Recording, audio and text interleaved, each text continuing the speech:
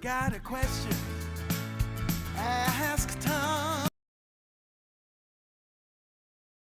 HomeShow Radio live on Facebook and YouTube. Your questions, Tom's answers. Now here's Tom Tynan Mike's hot. and Charlie Mosier.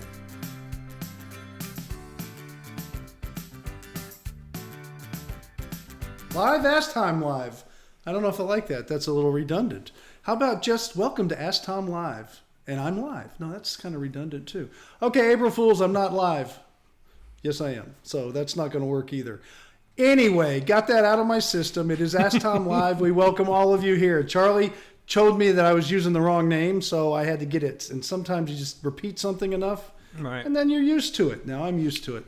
And here at AskTom Live, we answer your questions as they come in, whether it is on Charlie's screen, because I don't see them as they come up on your screen. Mm-hmm. So on Charlie's screen, he will relate the questions to me, or of course, he has some pre-prepared because he sits home at night, and one of his jobs is to make them up.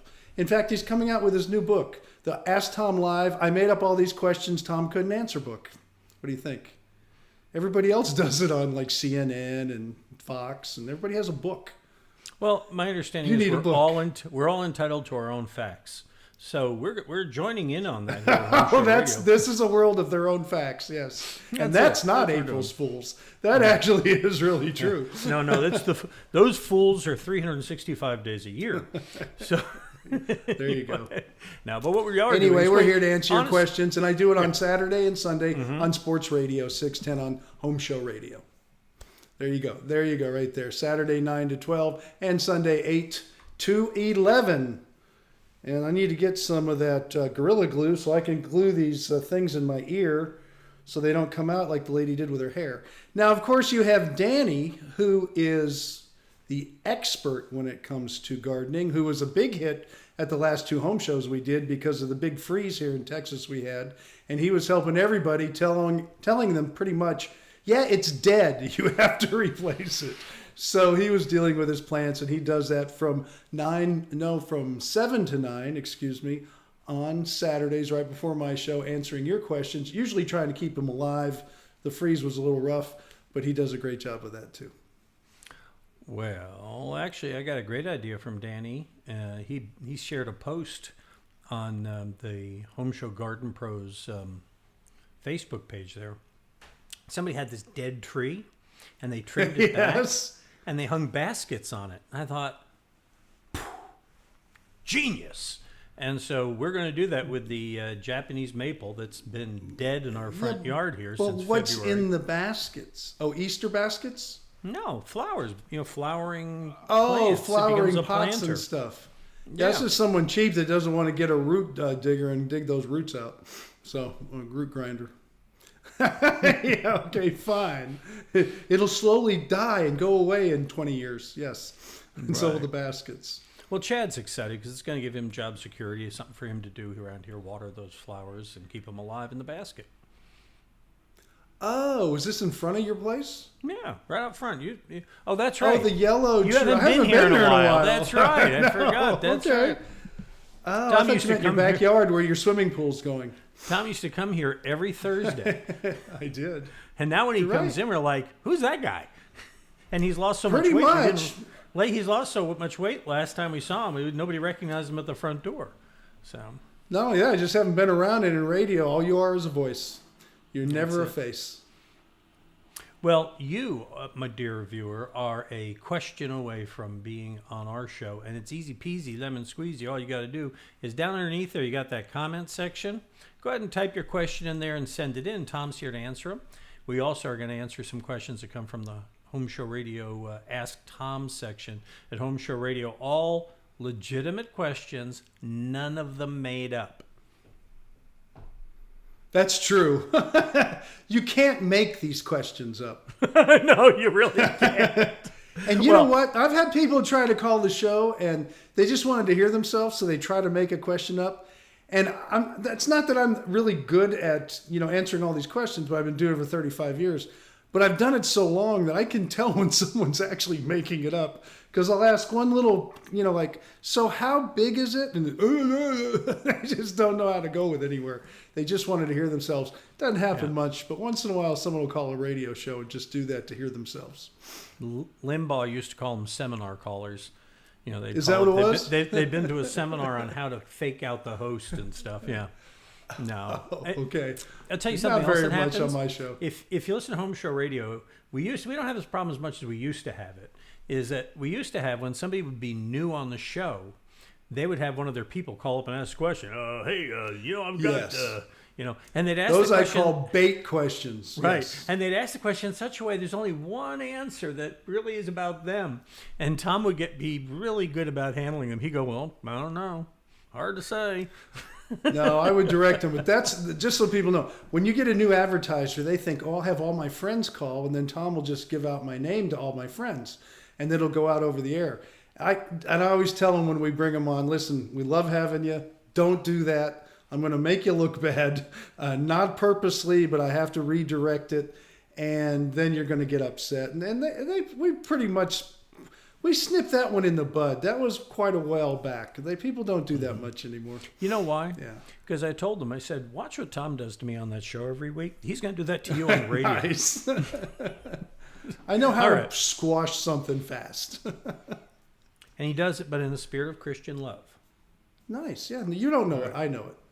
Right. All right. Let's get to the questions. Well, give me a question. Yeah. People are sitting out there going, are you guys going to get some questions? My wife's Yeah, like right. that. She's like, come on, get to the questions. All right, here you go, Sandy.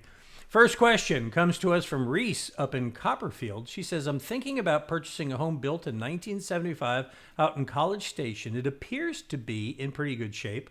What specific issues with that vintage home should I be on the lookout for in particular, Tom? This is actually a great question because if you get a home, 1975 was a fine year to build homes. We were pretty much out of the rock and digging caves for homes at that period. If a person maintains a home, or the families, or whoever came along in those years as they bought and sold them, if the home was maintained, very little. It's not updated with the big smart home technology and all of these things. You can always retrofit and add, and maybe some of that stuff was done. Maybe people put in new energy efficient toilets that worked, or light systems in the bathroom, or new custom mirrors or glass doors. Who knows what kind of stuff was done over the years. But if it was done tastefully and it was maintained, you have to do very little. In a home built in 1975, one of the things I would check, but not necessarily maintain or do anything with, is I would look at the breaker panel, because a lot of them in the 70s, they had some problems. They lasted a while, but that might be an upgrade you want to make. And when you do that, because the service to the house is going to, somebody's Sorry playing about music. that. So the service to the house is smaller than it needs to be for today's electrical stuff and electronics and things like that. You might increase the service size to a home from back then. But besides that, you really shouldn't have much to do if it was maintained. Normal things like if a roof is 25, 30 years old and it's time for a new one, that kind of thing. But that's just normal home ownership no matter when the house was built. But it all has to do with how it's maintained. You can take a house that's 10 years old, not maintain it, just be really rough with it, never fix anything, just abuse it, so to speak, with people putting holes in walls and doing all kinds of crazy stuff, rigging things onto it, putting a lean-to on the back to keep their dog out of the rain. You can tear a house up pretty quickly. So it's not that when it was built, it's how it was maintained, how much work you have to put into it. That's why you get a good inspection on the home before you buy it. You know what you're buying. If you're buying one that needs a lot of work, you spend less money buying it because you have to put money into it to maintain it or to bring it up to standards. But it has nothing to do with the year. Okay, yeah. And you listen to that inspector carefully. And he does sometimes. Actually, you have to listen to the little things he says. When we bought our first house, he walked around the corner and he saw the condenser out there for the air conditioning unit. He goes, well, here's an oldie but goodie. It was a goodie. It was a Coleman air conditioner, Tom. It was. I know you had to shoot them to kill them. They never died. No, that's exactly right. And we had one of those warranties, and they kept coming and coming and coming, and they, Anyway. Some of those old air conditioners, they were SEER 3s. And I can go back to the Sears, Roebuck days and stuff. There was some really stout equipment built that would never die. It was simple. It was like my 66 Mustang. You throw an alternator in there and you start it up and you head back down the road. It wasn't technology and up to today's standards, but you literally had to take a gun and shoot them. I had a friend. I had an old one. I don't even remember the name. It was some off-the-wall name on my very first house. And he was my air conditioner buddy who used to maintain it. And one day I came home and it was gone. And I called him. I said, David, where's my condensing unit? He said, Tom, I kept going out and just doing the maintenance on it and stuff. And I got so tired looking at that old thing. I had one in my shop and I replaced it with a new one just for you because I couldn't handle it. This was 35 years ago. And I was upset. I liked the old one, but it was gone. He took it and he shot it out in his backyard. I like old ones too. And I've come to like them more as I become one. So that's true. Me too. Hey, let me say hi to a little roll call going here. We got Doug is here, and Todd, and Michael, and Ronnie. They're here. Larry's here too. Larry's got a question. I don't know if this is in your wheelhouse, but I'll put it out there. Try it. He says he wants to know, how do you spread Azomite since it's like flour? Spread it for what? You can put it out. I mean, how do you spread it? I wonder if I don't know. That's a Danny question, I think. I know. Larry. No, I mean we do it by hand when we spread out lime and stuff before a concrete pour. We'll shake it out and rake it, and it gets dust everywhere. I know that. No. As Azomite, far as they spread no, it. that's not what Azomite is. Azomite. I know. Okay. So it's not down my wheelhouse, as you say. No, yeah, I'm saying it's. I think. We've used it a few times, and we just take it in the hand and just do this with it. Well, that's what we would do with that powdery stuff. I've spread a lot of different things out in the yard, and we do it by hand. And you always stand upwind. You don't stand downwind. Even ant killer, fire ant killer, that ortho, man, that stuff smells like terrible. So you stand upwind, and it'll blow it around. But I don't know how else to do it but that. Just shake it out. We would just use shakers. Larry. That's not a good question to start the show off with. Well, it's really our second question. I kind of put it a little lower. But Larry, here's the answer. Saturday mornings from 7 to 9. There you go. The Garden Pros will be around. that. Danny will be here. And actually, you know what? Danny, he has admin access to us, so he may put an answer to you in our timeline there for you about that. So be watching that and help you out. Thank you all for being here today. I can see him saying the answer. He goes, well, he'll come up with something. He loves scratching his beard real quick. He does, and his beard is developed. He's actually put a room extension on the back of his beard now. I think he's. I know. I noticed that. I think there were some more birds looking for a home, and so. You know why it looks like that? Yeah. It's because he wears his mask, and the mask pushes the front up, and the bottom comes down. That's why you see that. But we shouldn't be doing that here on AskTom Live. Paul in Katy says the size of his house do not get much sun, Tom. So after any rainfall, the water pools and takes a couple days to dry. I was thinking about adding drainage. Wanted to know if this is the right direction, and if so, does he want a French drain or would a storm drain be better? What's your advice? Well, before I get into the drains, his question is, it involved the sun. The sun has nothing to do with it. When water comes down, whether the sun's hitting the ground or not, although it'll dry some ground out a little quicker when it becomes moist, but if it's sitting there and puddling, that's not a sun issue. That is a drainage issue. So now we can head straight to the drains, whether the sun's hitting it or not. If you ever have puddling water or pooling water, it's because it's not going anywhere and you need to move it. Usually a yard drain is what you're looking at. People use the word French drain all the time. A French drain is, I'd like people, if are really interested, Google French drain and really look at them. Usually what you'll see, it's not what we use. We'll use a catch basin in a low spot, which will be like a square strainer that look like a strainer, like in the bottom of a shower, only square. And the water will go down that and go down an ADS pipe to the street or wherever you want to drain it. So a couple of those in the yards, people call them and just use them as yard drains is what they're referred to as. But some drains on either side, some yarn drains, yes. Storm drain, that's something that goes down the street and handles Hurricane Harvey floodwaters and stuff. You certainly don't need it on the side of your home, so that's not the right terminology.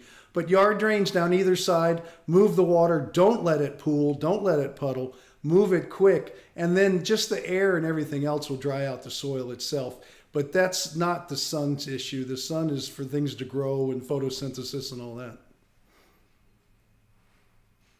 Okay. Then we move on to Danny with growing things. Yeah. Yeah. He'll talk about how that causes the. You see how I cut compaction off? That's where my job ends and his job starts.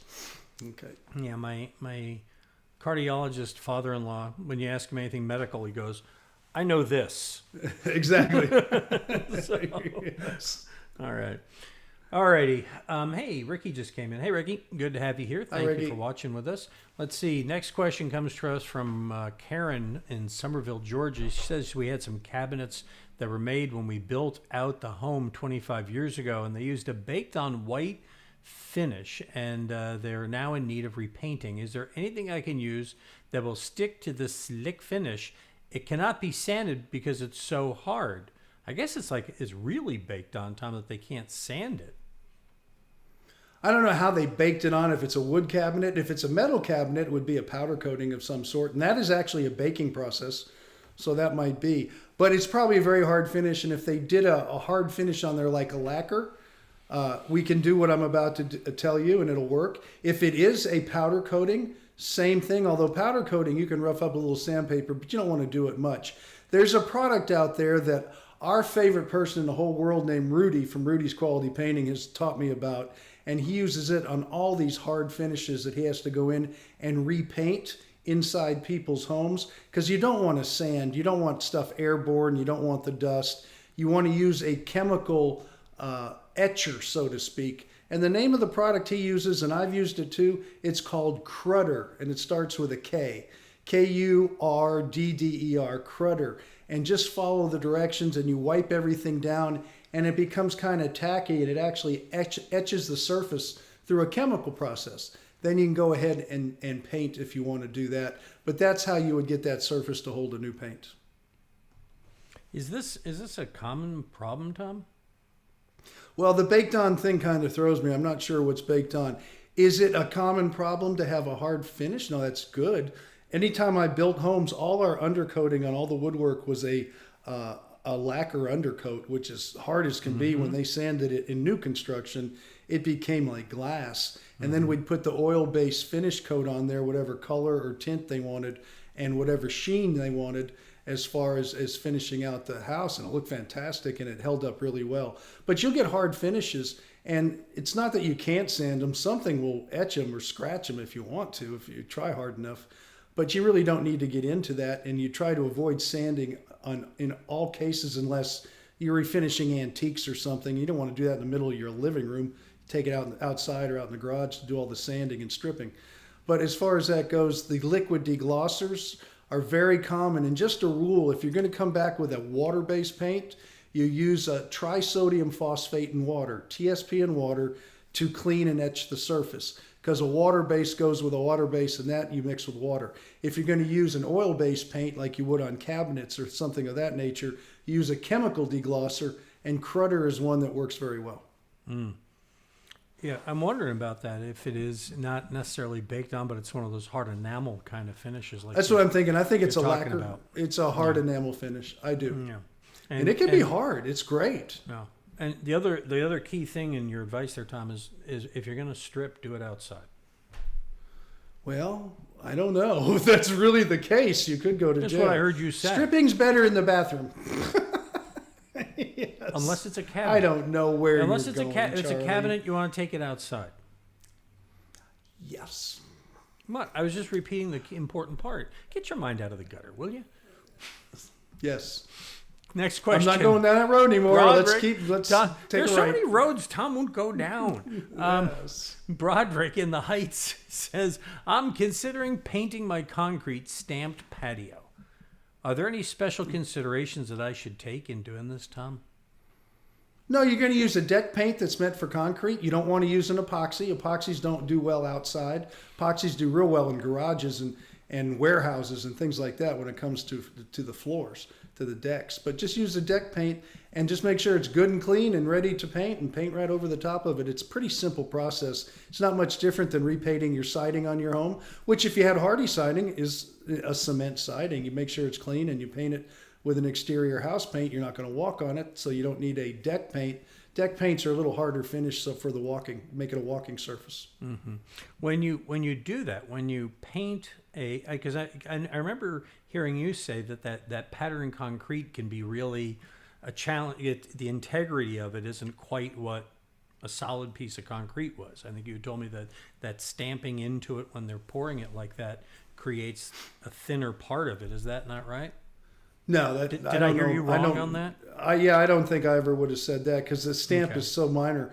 And you see so many that actually have cuts in them, so when they crack, you don't see the cracks. They're control joints. Mm-hmm. But as far as that goes, one thing I didn't like about not stamped concrete, but the stained concrete in color, is it gets if you get a crack in it or something like that, and you spend all that money on this concrete that's coloring all the way through, you can't go back and ever match it. So you got to jackhammer everything out if it really bothers you. I wouldn't do colored concrete pours for people because they were always disappointed somehow. The colors didn't quite blend on each different pour, and they were spending so much money.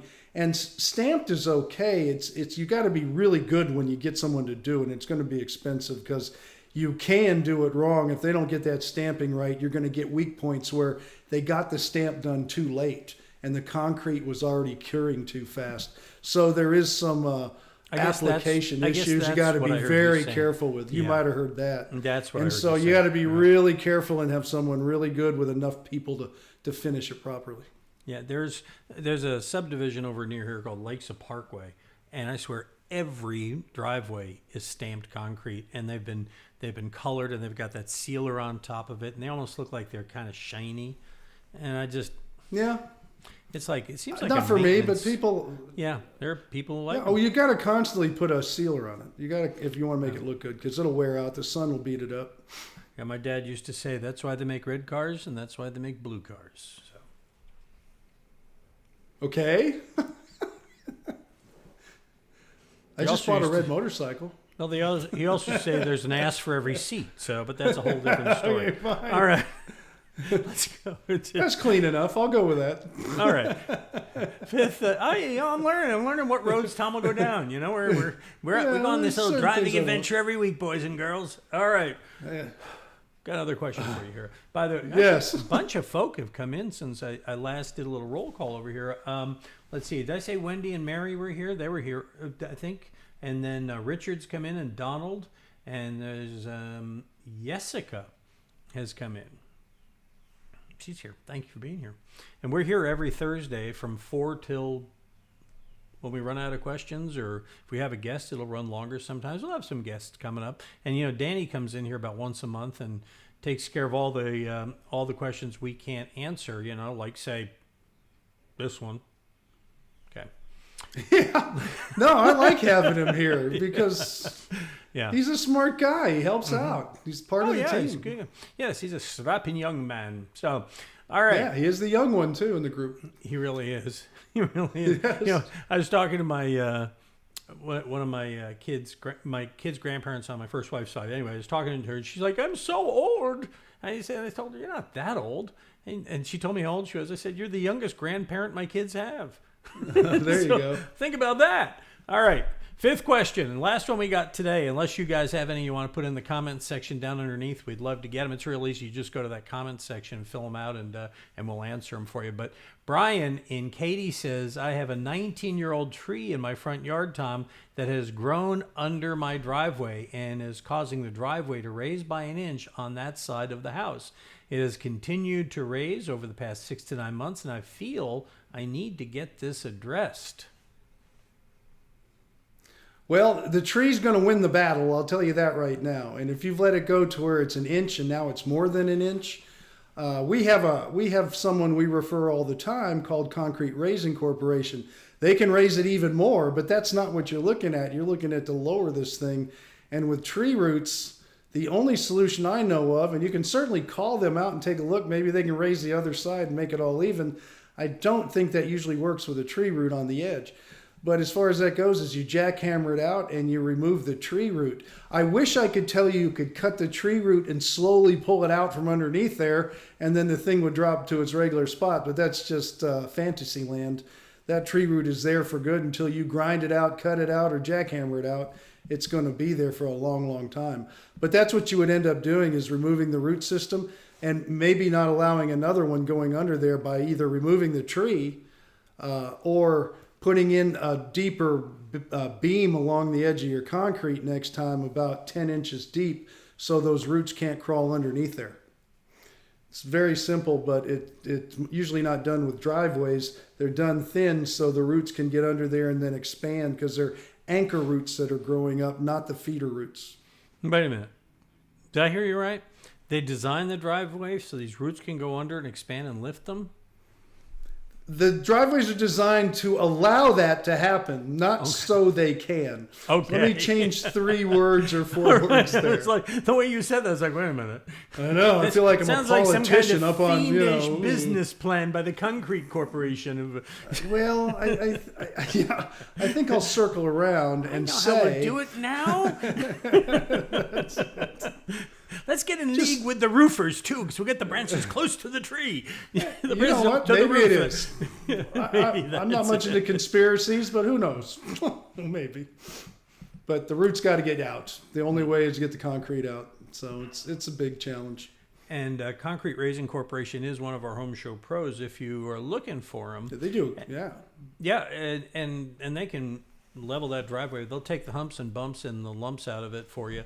And you can find them along with all our Home Show pros right here on the home page. If you scroll down, you'll see they're right there, and up in the bottom, if you click Find a Pro, you can also sort it by category and find the pro you're looking for based on the work you need to get done. So that's the program there. And by the way, those Home Show pros, to be a Home Show pro, they have to have earned Tom's trust. They have to have met his standards. They've got to be in business, 5 years. They have to have insurance. They have to have a place of business. Help me out, Tom. I know there's 2 more. I can't remember what they are off the top of my head. They got to be in business a long time. They got to know what they're doing. They got to have insurance. They have to have a place. They have to have a phone. Right. Yeah. Right. And you can, if you get into big stuff, one of the things I love to do, 2 things you can ask them. And they'll say, oh, yeah, we'll get back to you. And they usually don't come back. Is you ask them for the bank where their business is. And you say, well, can I call the banker you deal with? Make sure they're in good standing with their bank. Just the fact that you want to call a bank and ask one of the people, like I deal with a lady, I could give you the name with my business because I have a business, and they'll say, oh yeah, Tom has done business here for 20 years. He does a great job. His company's solid with us. The other thing is where he buys his materials. Ask for where he buys, just one, like for me would have been lumber. Where do you buy your lumber? I'd give them at the time, I would have given them the name of McCoy's or whatever I was dealing with at the time. They call the accounts payable department and say, hey, is he paying his bills on time? To ask them if they can do that with your people. The good people say, yeah, sure, I guess, if you want to. The other people say, oh, yeah, we'll get back to you, and you'll never hear from them again. Mm-hmm. You'll run people off real fast and in a very nice way. They just don't want to be scrutinized that way because they can't pass the scrutiny. Now, the other thing with insurance, this is important since we're down this road, is if they give you a certificate of insurance, that's fine, but it doesn't bind them with any kind of real insurance coverage. You need to ask, especially when you start a project, if you're really concerned, and you should be, ask to have that certificate of insurance mailed directly to you from their insurance agent. That's what the agent is supposed to do. And what that does is it puts the agent on notice that you have a copy of their certificate and how good that certificate is good for, because it'd be good for 30 days and the job could last 6 months. So you'll get a renewal notice when they renew, or you won't, which is a bad thing, or you'll find out what coverage they truly have. And in most cases, a lot of the guys never will send it to you because they don't have insurance that's intact. It's kind of like that insurance card if you watch Judge Judy, you carry in your car and say, look, I had insurance, but you didn't pay your 6 months of bills, but the insurance card was good for 6 months.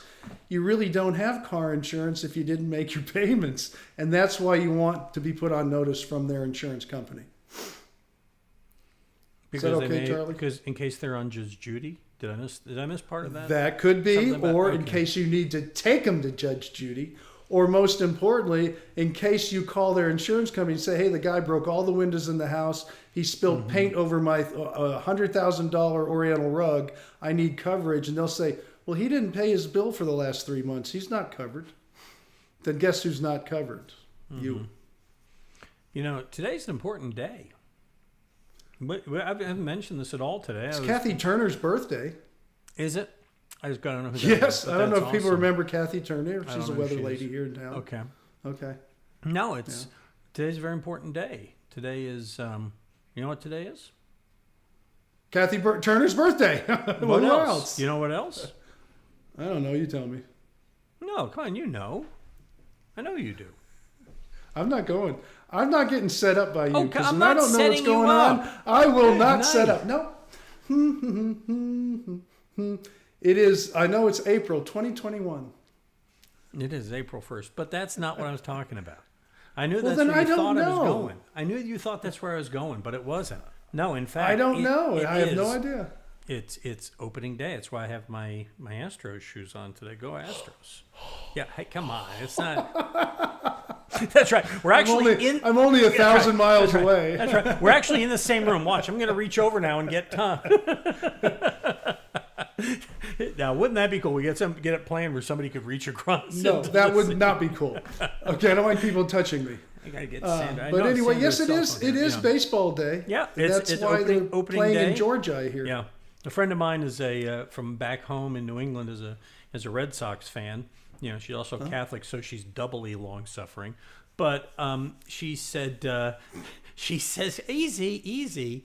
No, she says, you know, that we have our opening day today. She says we have to wait till tomorrow. I said, no, it's the Red Sox. You have to wait till next year. So, anyway. Thanks for playing along, Tom. I appreciate you support my story. I don't know You're always anything there about for baseball. Me. You're always there for me. I appreciate that. All I right. used to go see the Fort Worth Spurs. For those of you in Texas that remember them. I used to, my first game at the Dome was with the Gamblers. See, remember that? That's where I go Was it back Jim to baseball. Kelly? I think in Jim the Kelly 60s. was the quarterback on that team a million years ago. Well, I caught passes from him when I was on the Hurricane football when he was our quarterback. He threw hard as can be. He would break your wrist if you didn't catch that ball right. That man would throw a ball like a cannonball. There's a sport Not I want to get beating involved upset. in. That's great. Right. If it hit you in the face, you were going to have a pancake for a face. Bill and why we Pam wear are here, and helmets. Sandy's here. Hey, thank you everybody for being here. You know, we get together. We start this show every week at 4:00 Central Time here on Facebook. And by the way, it reruns at 9:00 on Friday. So if you see the live announcement that we're on Friday night, Tom and I are at home. But if you missed part of the show and you want to see it, or there was part of it that you found particularly fulfilling for you, you can experience that fulfillment again Friday nights. We rerun the show at 9 on HomeShow Radio's Facebook page. So that's what we got. So that's pretty much, that's all the questions I got. We didn't get a lot in today, and that's fine. I mean, they come and they go. I know what it is. A lot of people are taking off early. I had trouble reaching people today in my business because they're taking off for the Easter weekend. They took off Easter. early. Yeah, so anyway, we hope you... But I will be on the air Easter Sunday. I will be on Holy Saturday, and I will be setting up a roofing training lab on Good Friday. So I work all 3 days. So, ha! Nothing for Monday, Thursday? You haven't got anything tonight? Oh, Tom, yeah. Roofing class Tonight, starts Tom, on Monday. tonight you get home, get your shoes off, and wash your feet. Or better yet, I'm have already Sandra do home. it. There you go. So In you're fact, one step I think ahead. I already did. All right. Anyway, Yes. we hope if you, whether you're going to the Tridium or anywhere else, we hope that any other kind of observance of this weekend, we hope you'll remember the good news of this weekend and enjoy your Good Friday and the blessings that we all get on Sunday, on Easter Sunday. We will be back here again next Friday, and we would love to hear from you. In the meantime, if you got a question, you want to send it to us, go visit HomeShowRadio.com. Right there, you can click on that Ask Tom button. It'll take you to this page, and you can fill it out and send us your questions, and we will take care of them like we have these and others, because Tom insists that we get together every week and produce enough Ask Tom videos that we can run one every day at HomeShowRadio.com. Isn't that right, Tom? That is right. I insist. every Saturday from 9 to 12 and Sunday 8 to 11. Catch me on Sports Radio 610 here in the Houston area. And don't forget Danny. He'll help you with your plants and he'll tell you how to spread really dusty, weird stuff all over your yard because that's what he does. He's the dust spreader. That's right. Whether it's Azomite or Microsoft, Azomite what? Microlife. That's what it is. Only well, that's not dust. I know how to spread that. I have an American Express card and a wife. That's how I garden. So anyway, you guys have a great weekend. Enjoy your Easter, and we'll see you again next Thursday. Got a question? Ask Tom on HomeShow Radio. HomeShow Radio. Free advice from a pro who